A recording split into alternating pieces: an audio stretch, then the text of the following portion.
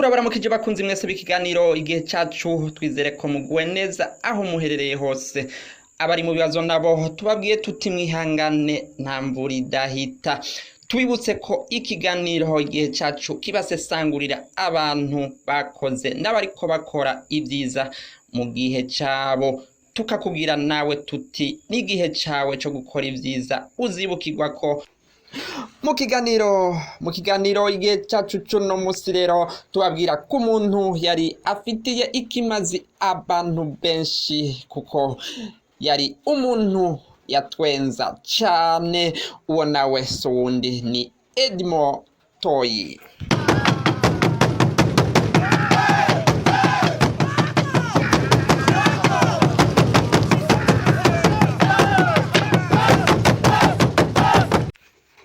Edmond Toyi rero yari umumenyesha makuru ariko akaba yamenyekaniye cyane kudukuru two gutwenza cyane ku misi ya gatandatu no kuwa Mungu mu gitondo.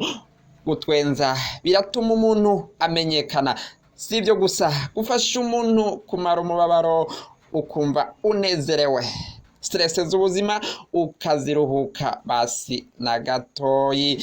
Twumvirize tumwe mu tujambo twa Edmond Toyi. Hari ngahi Bujumbura ejo bundi mu kwezi k'umunani umwe yari kijuju ubundi yaraciye ubwenge yinjira ubwa mbere baratangura bamubaza bati mbega iheganwa ry'umupira w'amaguru yo ku isi yose riheruka kubera mu gihugu cyahe? Ati ni mu gihugu cya Brazil. Banyakubahwa bati mbe Uburundi bwaronse intaye kwikukira ryari? Na bati mu 61 vyaranse, mu 62 birakunda. Bongera bati mbega ninde munyapolitika akomeye yatanguje intwaro rusangi ya demokrasi hano mu gihugu? Na bati Ndadaye yaragerageje ntibantunganya nawe arabishobora. Bati none bose barabihuriza ko nawe atabahutu bavuga ko ari ivyo, abatusi nabo ko atari ivyo na gatoyi.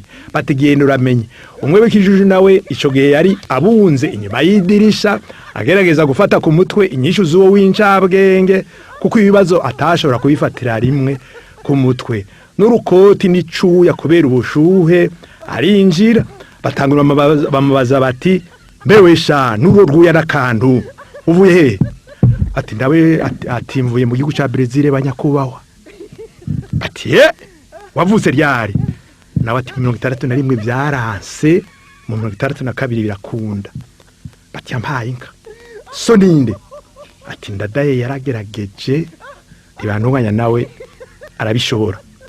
Bose bahagurukira rimwe bifashe ku munwa. Bati mbega we mu mutwe urasara cyangwa urakomeye? Nabaca yishura ati abahutu bavuga ko ari ivyo, abatusi nabo bakavuga yuko atari vyo banyakubahwa. Mugira umunsi Imana mwiza. Yari Edmond Toyi.